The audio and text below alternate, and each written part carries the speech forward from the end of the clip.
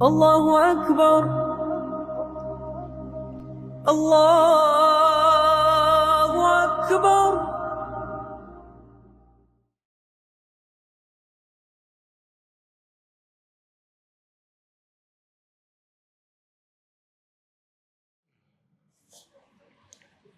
أعوذ بالله من الشيطان الرجيم بسم الله الرحمن الرحيم السلام عليكم ورحمة الله وبركاته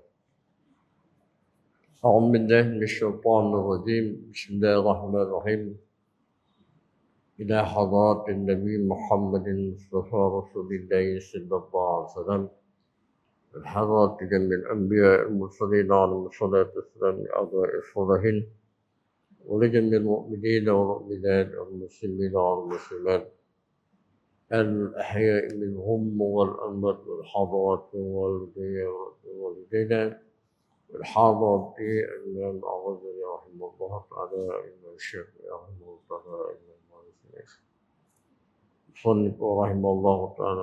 الفاتحة. أعوذ بالله من الشيطان الرجيم بسم الله الرحمن الرحيم الحمد لله رب العالمين الرحمن الرحيم مالك يوم الدين إياك نعبد وإياك نستعين اهدنا الصراط المستقيم صراط الذين أنعمت عليهم غير المغضوب عليهم ولا الضالين.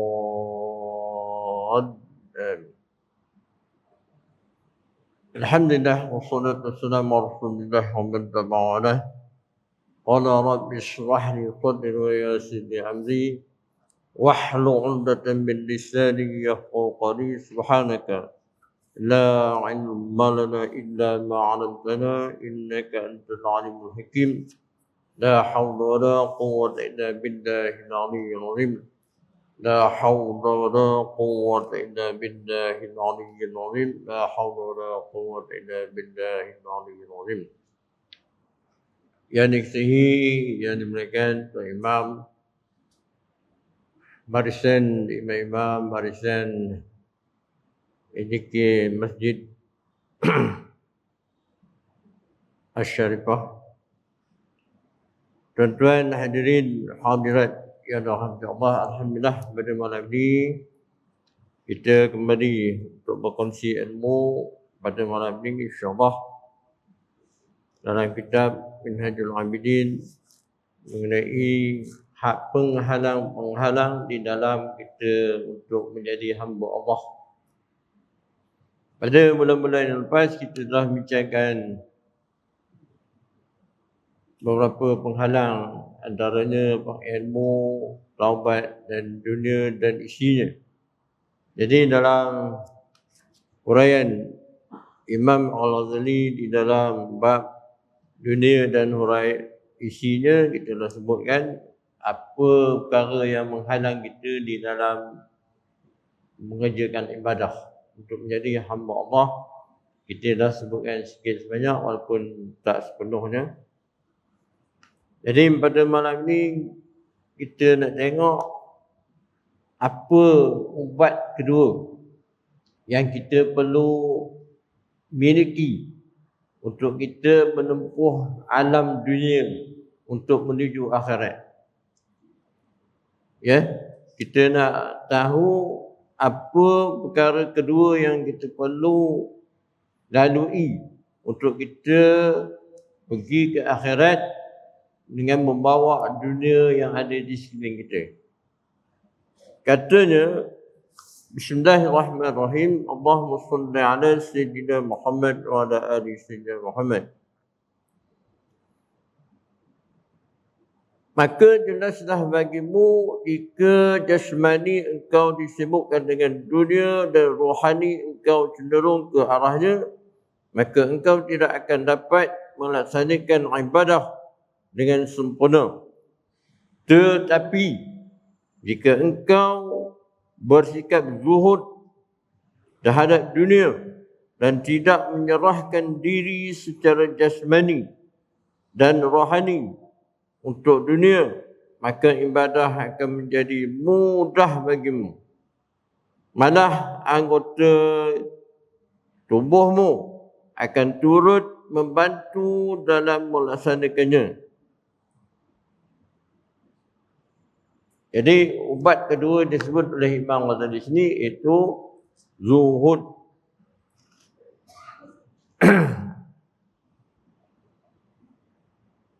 Zuhud itu dapat memperbanyakkan serta meningkatkan nilai kualiti amal ibadah dan lebih mulia. Sesungguhnya Rasulullah SAW bersabda, raka'atani min rajulin zahidin qalbuhu khairun wa ahabbu ila Allah jalla jalaluh min ibadatil muta'abbidin ila akhir dahr abadan sarmadan. 2 rakaat dari seorang alim yang hatinya zuhud lebih baik dan lebih disukai Allah berbanding ibadah orang lain yang dilakukan sepanjang masa hingga hari kiamat.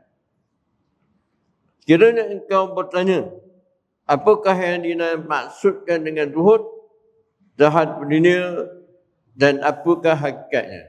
Itu. Jadi apakah yang dikatakan zuhud tu? Jadi pada malam ini dan malam-malam sebelumnya kita akan kongsikan terlebih dahulu makna zuhud dan dalil-dalilnya. Adakah zuhud ini satu daripada ajaran syariat Islam ataupun ia direka oleh ulama tasawuf? Sebab kenapa saya kata begitu? Sebab di hari ini kita lihat ada yang berani mengatakan bahawa ilmu tasawuf ni ilmu lebih kotor daripada limbah, air acau katanya. Ya? Jadi apa yang dia maksudkan Allah Alam lah. Jadi pada malam ini tuan-tuan dan malam seterusnya kita akan kongsikan terlebih dahulu makna zuhud dan dalil-dalilnya. Saya nak bawakan banyak dalil sini daripada beberapa kitab, daripada kitab Minhajul Abidin dan juga beberapa kitab yang lain untuk kita melihat adakah zuhud ini sebahagian daripada tuntutan, adakah ia tuntutan wajib atau tuntutan yang sunat. Sebab di dalam zuhud itu sendiri ada tuntutan yang wajib, ada tuntutan yang sunat. Di mana? Jadi kita tengok sama-sama. Okey, yang pertama kita tengok pengertian zuhud itu. Ya. Makna zuhud dari sudut bahasanya, ya, daripada perkataan zuhud berasal daripada kata-kata yang zahida yazhadu zuhudan. Ya. Tidak, maknanya tidak berminat terhadap sesuatu ataupun menganggap sesuatu itu sedikit nilainya, ataupun meninggalkan sesuatu kerana tidak berhajat kepadanya. Jadi makna zuhud pada bahasa tu tak minat, kurang minat, ya, ataupun meninggalkan sesuatu kerana tidak berhajat kepadanya. Itu di sudut bahasanya, ya, sudut bahasanya. Kemudian kita tengok yang kedua. Kita tengok dulu kata-kata ulama. Kemudian kita tengok dalil-dalil Al-Quran. Kemudian kita tengok dalil hadis. Ya. Kenapa saya sebutkan kata-kata ulama ni lebih dulu daripada dalil-dalil ni? Sebab kita maklum ulama menghuraikan ayat-ayat Al-Quran. Ya. Jadi kita tengok apa kata beberapa orang ulama tentang bab zuhud, supaya kita mengambil apa intibar daripadanya, supaya kita tak menganggap adakah zuhud ni bukan daripada syariat. ataupun saja diada-adakan oleh ulama tasawuf. Jadi apa kata ulama yang pertama, kata Ibn Mansur dalam Lisanul Arab, az-zuhdu ar-ruqbatu 'an syai'in wa tarku wa istiqlaluhu. Zuhud ialah berpaling daripada sesuatu, meninggalkannya serta menganggapnya sedikit nilainya. Itu ulama yang pertama. Dia kata zuhud tu berpaling daripada sesuatu, meninggalkannya serta menganggapnya sedikit nilainya. Jadi ada perkataan yang kita kena ingat itu. Yang pertama, berpaling daripada sesuatu. Yang kedua, meninggalkannya. Jadi kita nak tahu apa benda yang kita kena paling tu, apa yang benda kita kena tinggal tu. Jadi jawapannya tak adalah sekarang. Kita tengok jawapan di hadapan nanti, insyaAllah. Cuma tuan-tuan ingat apa kata ulama ni, iaitu yang pertama, berpaling daripada sesuatu dan meninggalkannya serta menganggapnya sedikit nilainya. Itu yang pertama. Yang kedua, daripada Imam Al-Junaid Al-Baghdadi, az-zuhdu khulqul qalbi mimma khanat minhul yadu. Zuhud ialah hati kosong daripada kecintaan kepada sesuatu, sebagaimana tangan juga kosong daripadanya. Dia kata Imam Junaid, dia kata zuhud itu hati kosong daripada kecintaan kepada sesuatu, sebagaimana tangan juga kosong daripadanya. Ingat itu yang kedua. Jadi semua ayat-ayat ni kita akan terangkan ke depan apa yang katakan tangan hati kosong daripada kecintaan kepadanya. Jadi kalau kita ingat balik bahasan kita dalam bab dunia tu, kita dah dapat jawapan lah. Hati kosong daripada kecintaan. Itu yang penting tu. Kecintaan. Ya. Sebab kita dalam bahasan dunia tu, kesimpulannya di sudut bahasanya, dunia tu letak di tangan, bukan di hati. Ya. Dunia tu letaknya di tangan, bukan di hati. Itu yang dalam bab dunia tu lah, di sudut kesimpulannya, dunia tu letaknya di tangan, bukan di hati. Apa bahasanya kita dah sebutkan dulu.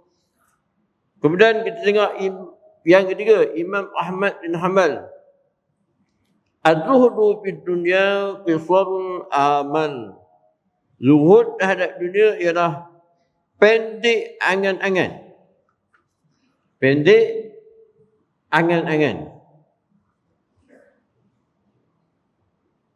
Beliau membahagikan zuhud pada tiga, iaitu meninggalkan yang haram, meninggalkan perkara subhah, meninggalkan sebahagian perkara harus yang berlebihan. Jadi kata Imam Ahmad, yang pertama zuhud tu meninggalkan yakni pendek angan-angan.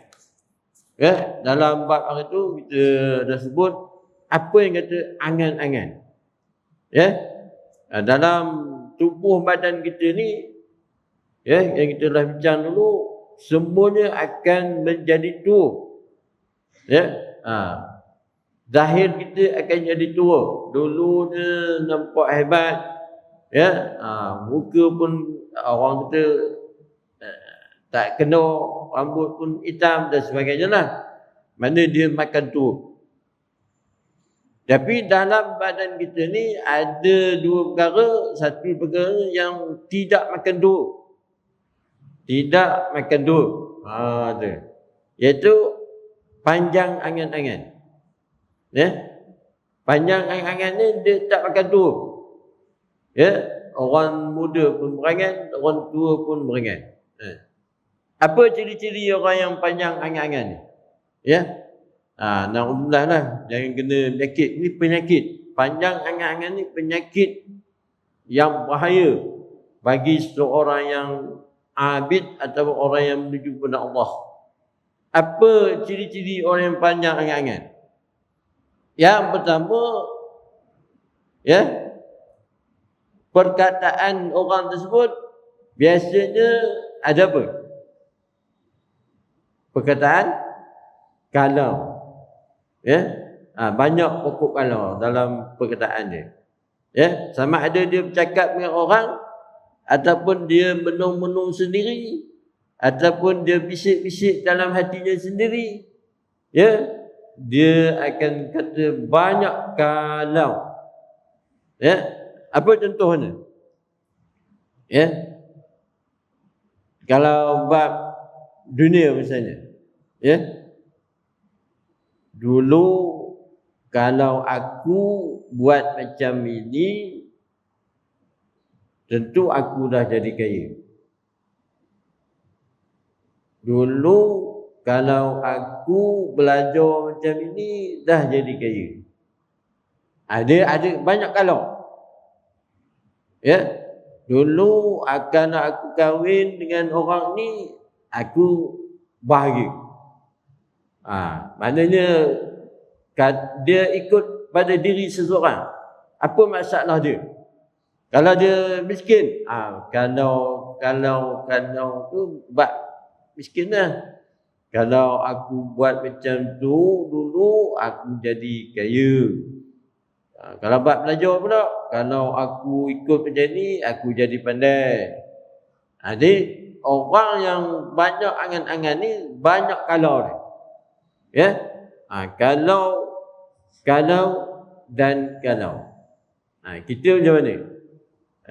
Jadi kalau angan-angan ni dia tak kira umur. Terutama kita yang dah berumur ni, ya, macam saya ni. Lagilah banyak kalau ni. Kalau kita tidak membawa diri kita mengikut arus akidah yang benar dan arus syariah yang betul. Dan juga mengamalkan adab-adab ataupun sikap tasawuf kita sikit sebanyak dalam menuju Allah. Kalau kita tinggalkan tiga perkara ni, banyaklah kalau. Kalau aku buat macam ni dulu, taklah kena kerat hati contohnya. Kalau banyak. Jadi kalau kita banyak kalau tu, mesti ada silap. Ya, silap apa? Kita akan sangkut di dalam bab iman, iaitu bab qada dan qadar. Ya, bab yakin pada Allah dan sebagainya. Itu kata di imam ni, iaitu orang yang tanda orang yang tak zuhud tu banyak angan-angannya. Tapi kalau dia zuhud terhadap dunia, iaitu pendek angan-angannya. Ya, orang yang zuhud di dunia ni, dia tak ada kalau-kalau. Ya, dia yakin buat dengan ilmu yang benar, buat ibadah yang betul dan serah kepada Allah. Ya.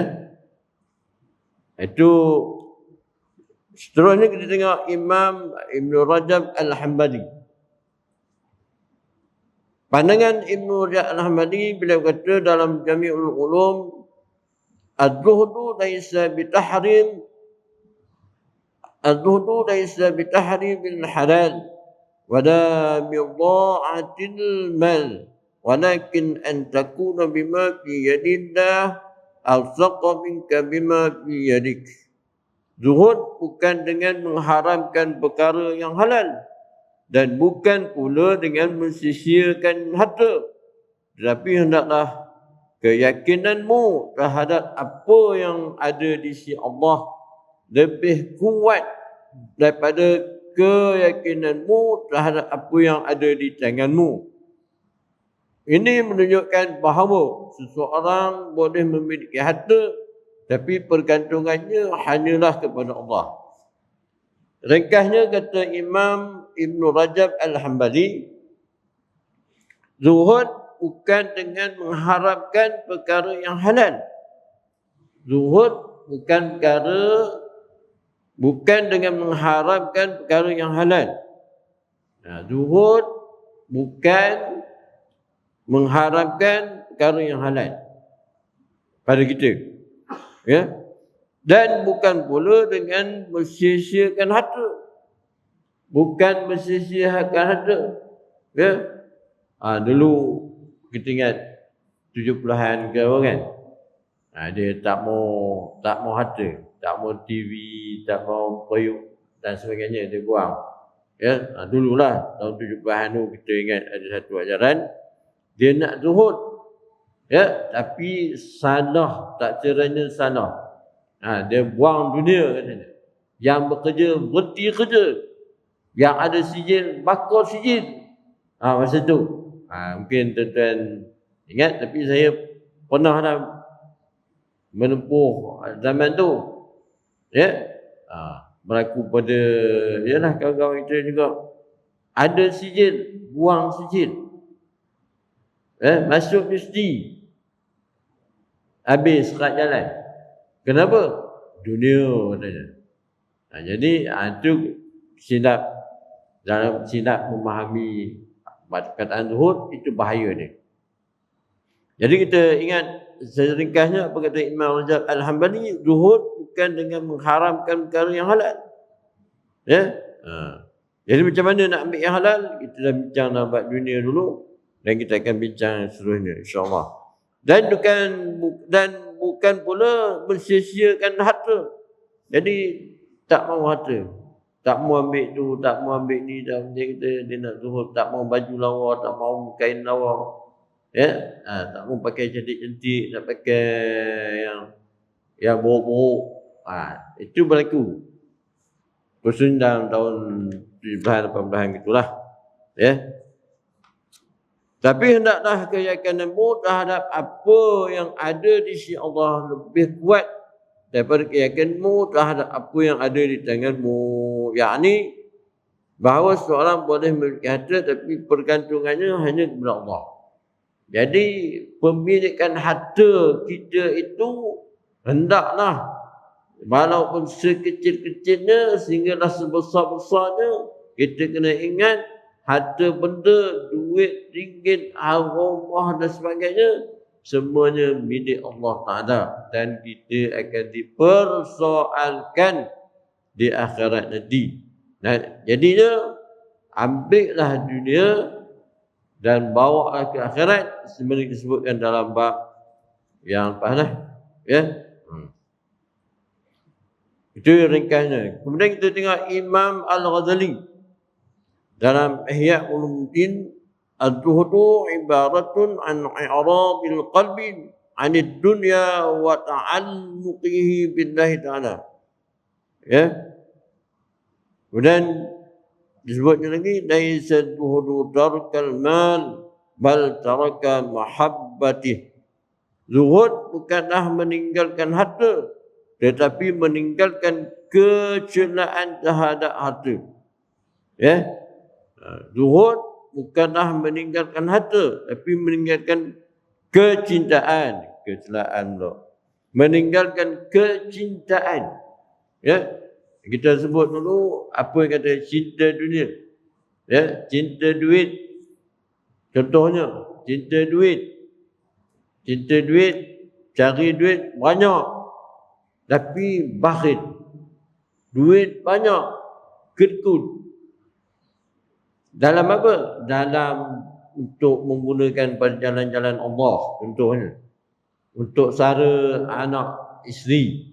Kadang-kadang ada suami, bukan di sinilah, duit banyak tapi bakhil dengan anak isteri pun bakhil. Ya, kadang-kadang dengan diri dia pun bakhil. Ya. Diri dia pun bakhil. Kenapa? Pakaian contohnya seluar buruk, baju buruk. Kenapa? Alasannya sayang nak guna duit. Ada juga orang tu. Dia lebih suka tengok duit dalam bank banyak. Sekali tengok banyak. Dia takut nak guna. Ya? Tu cinta dunia. Cinta rumah, cinta kereta. Macam-macam cinta lah. Maknanya kita sebut uraian dulu apa yang dengan dunia yang lepas tu. Maknanya yang dilarang adalah cinta mengatasi haknya kepada Allah Taala. Cinta tu melekat dalam hati. Cinta pangkat, cinta darjat, cinta nama, gila nama, apa merebut jawatan, gila jawatan, cinta jawatan. Itu contohnya. Dia rasa dihina kalau tak beri jawatan. Apatah lagi kalau jawatannya dicabut. Itu makna dah tahap cinta dunia. Jadi ambillah apa juga harta, apa juga jawatan, tapi bukannya cinta sampai bila hilang kita rasa resah, gelisah. Cuba kau maksudnya. Maksudnya zuhud ialah berpaling hati daripada dunia serta bergantung sepenuh kepada Allah SWT. Dia menjelaskan bahawa zuhud bukan berarti miskin. Zuhud bukan arti miskin. Zuhud ialah dunia berada di tangan, bukan di hati. Ini kita dah jelas kata. Zuhud bukan Zuhud ialah dunia berada di tangan, bukan di hati. Maksudnya, kalau kita banyak duit tu mudah untuk kita salurkan kepada yang baik-baik, kepada semakna diri kita, ahli keluarga kita, ahli masyarakat kita, yang lain seperti perjuangan kita, perjuangan Islam kita. Bila memerlukan duit kita, mudah untuk kita mengeluarkannya, mudah untuk kita sedekahkannya, mudah untuk kita sumbangkannya. Itu. Jadi itu khusus untuk diri saya lah kan. Kalau tuan-tuan banyak duit misalnya, tuan-tuan dapat saya ni banyak duit, kita simpan dalam bank tanpa digunakan, kita sayang nak guna. Contohlah, akhirnya kita mati. Siapa punya duit? Siapa yang dapat duit? Bukan hak kita. Tapi kerana duit tersebut kita uruskan dengan sebaik-baiknya, untuk kebajikan diri kita, anak isteri kita, masyarakat yang memerlukannya, apatah lagi perjuangan Islam yang memerlukannya. Itulah duit kita sebenarnya, yang akan kita dapat hasilnya di akhirat. Okey. Kemudian kita tengok apa katanya lagi. Orang kaya boleh menjadi paling zuhud jika hatinya tidak bergantung kepada hartanya. Orang kaya boleh menjadi paling zuhud jika hatinya tidak bergantung kepada hartanya. Orang kaya. Kita tengok orang kaya. Tengok orang kaya keliling kita kan. Kadang katanya ada, kita tengok dalam TikTok tu. Orang Sultan ke Sultan ni macam orang kaya lah kan. Orang Arab ke apa. Kita boleh kata dia, tengok, kaya, melimpah ruah, emas bergudang, kereta mewah hampir 1000 buah. Besok mati teruk ni. Itu kita tak boleh buat ayat macam tu. Kita dah mengaji ni tak boleh tuduh ayat macam tu.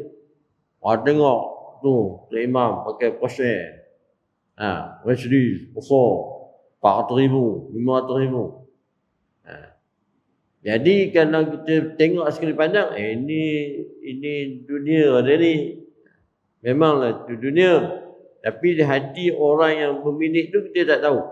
Adakah ia cinta sampai ke hati apa yang dia miliki, ataupun dia tak ada apa-apa. Itu nikmat Allah yang Allah beri pada dia.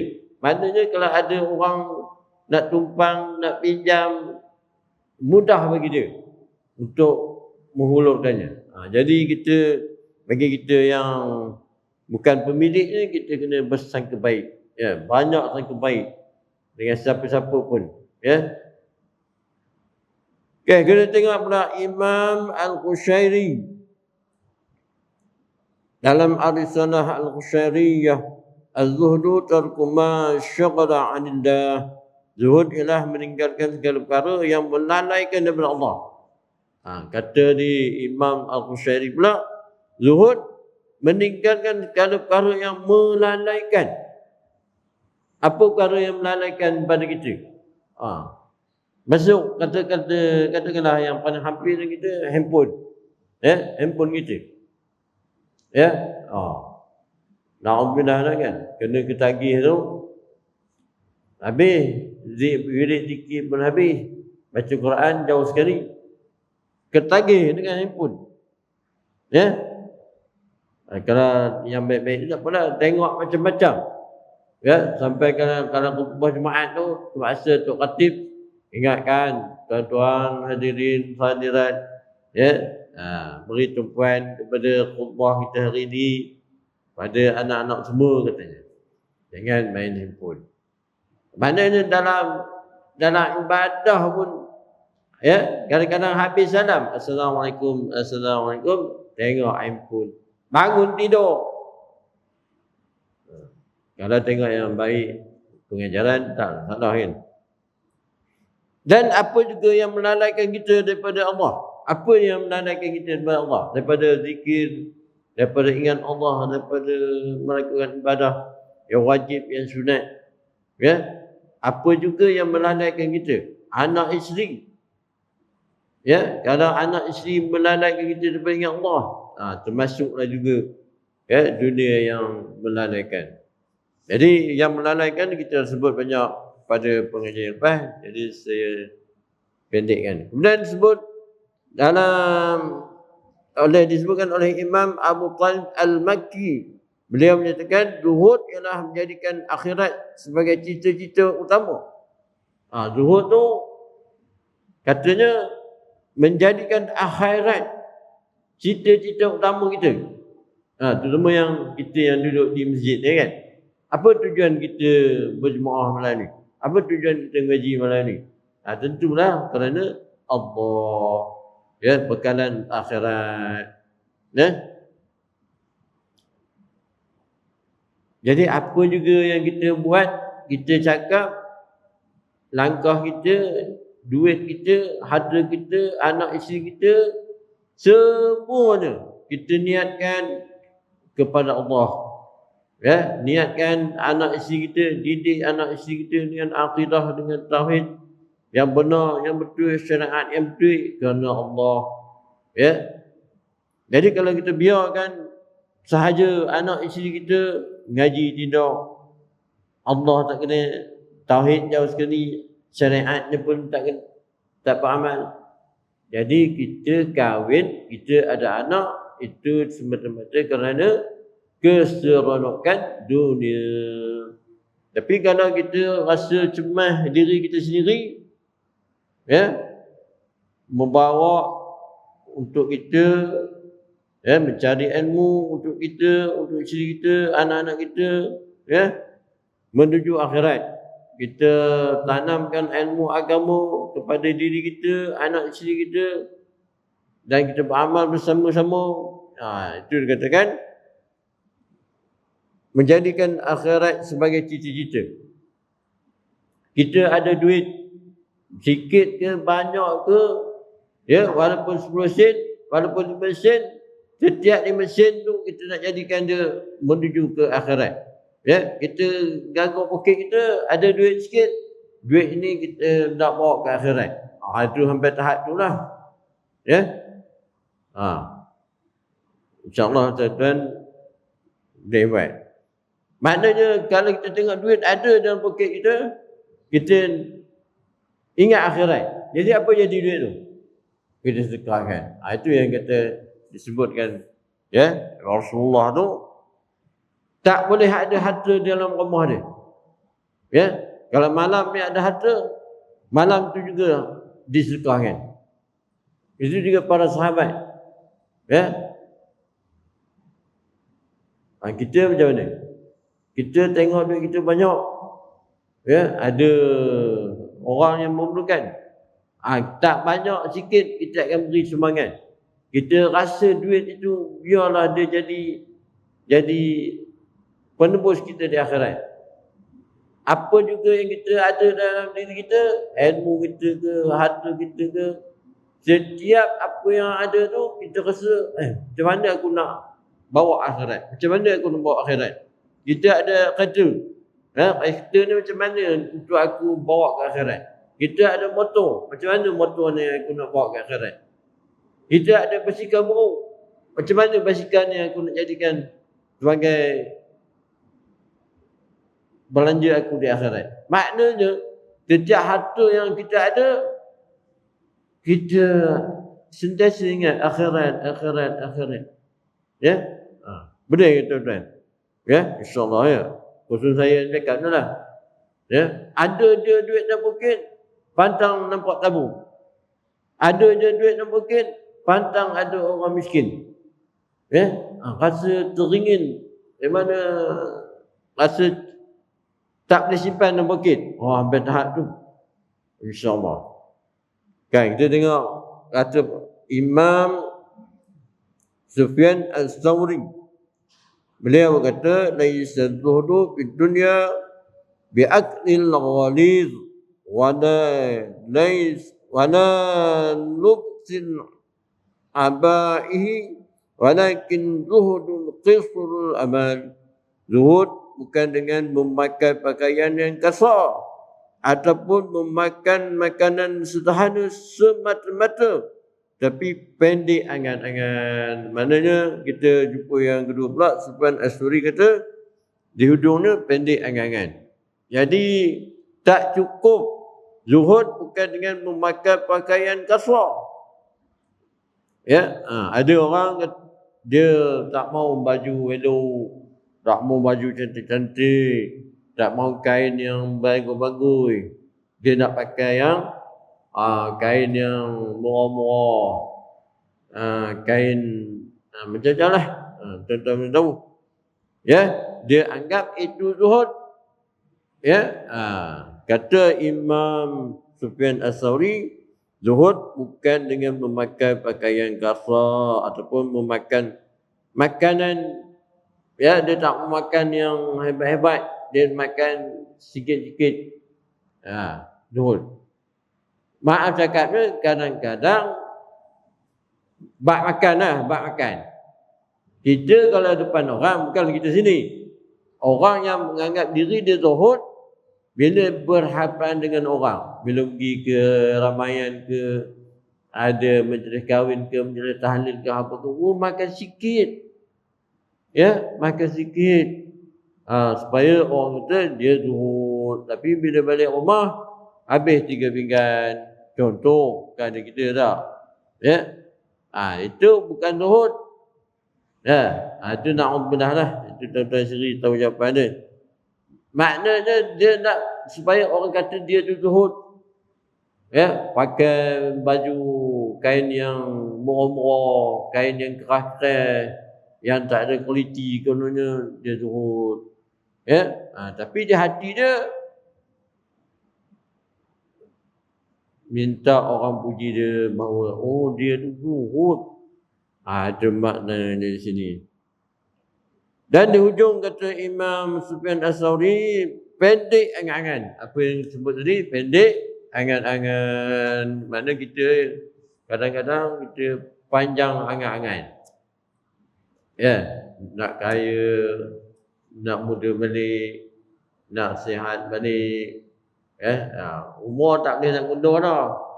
Umur kita ni macam tuan-tuan termasuk saya malam ni, kita mengaji malam ni, esok lain pula.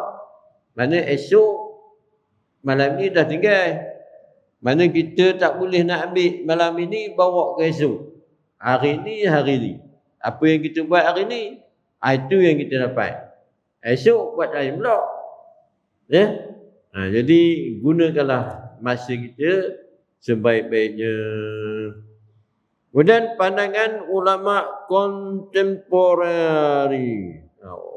Ulama semasa lah. Seperti Syekh Yusuf Dr. Yusuf Al-Qaradawi beliau menjelaskan zuhud bukan menolak kemajuan. Sebaliknya menguasai dunia, tidak diperhambakan dunia, menggunakan dunia untuk agama.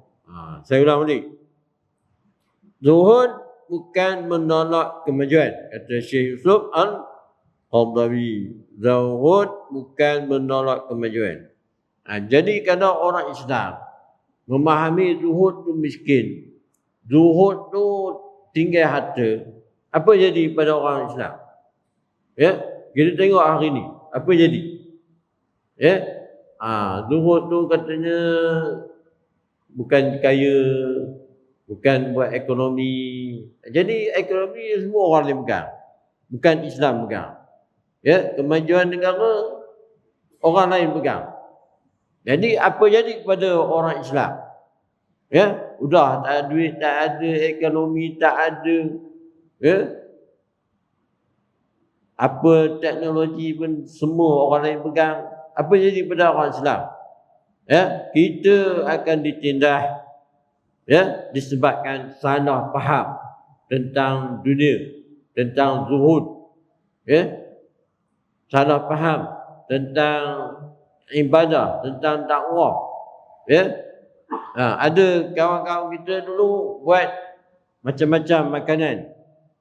Ya. Datanglah seorang dalam bidang dakwah jugalah. Dia kata, ni buat-buat makanan ni bukan sunnah ni, bukan sunnah Rasulullah. Habis mereka pergi dakwah, kemudian mereka nak makan apa? Yang mereka makan tu, ini bukan cerita ni, ini cerita betul berlaku. Ya? Ada kawan kita buat mi contohnya. Ini semua tak buat, ni mi ni, kecap-kecap tak buat. Tak apalah kata kan, kamu pergi dah wirid sikit kat masjid tu, lepas tu balik ram makan dah mi Cina, kecap Cina. Maaf saya cakap terus terang lah kan. Ada fikiran tu. Kenapa? Tidak memahami zuhud. Kata zuhud ni tinggal dunia. Jadi macam tu jadi. Okey, kita itu Yusuf Al-Qaradawi. Dia kata menguasai dunia. Ya. Apa jadi kepada ekonomi Islam hari ini? Terutama kita, keliling kita lah kan. Siapa yang kuasai? Kenapa jadi macam tu? Kenapa jadi macam sekarang? Ya? Kenapa jadi? Mungkin salah satunya silap memahami. Ya? Zuhud. Buang dunia, tak nak dunia. Ya? Nak zuhud, nak miskin. Biarlah dunia ni orang lain punya. Kita ni tuju akhirat je. Akhirat kita punya. Ya? Itu kita dengar cakap-cakap khusus dalam 17-18 tu macam itulah. Ya? Dunia ni bukan kita punya, dunia ni orang tu punya, orang bukan Islam punya, kita di akhirat. Ya, itu bagi yang pernah, ya, yang dah umumah dia ingat tu. Memang itu berlaku. Jadi tinggallah ekonomi ni kepada tangan orang kafir, tinggallah segala perniagaan kepada orang bukan Islam. Kita apa jadi? Kemudian Syekh Muhammad Sa'id Ramadan Al-Buti beliau kata, zuhud ialah kebebasan hati daripada penguasaan dunia walaupun seseorang memiliki kekayaan.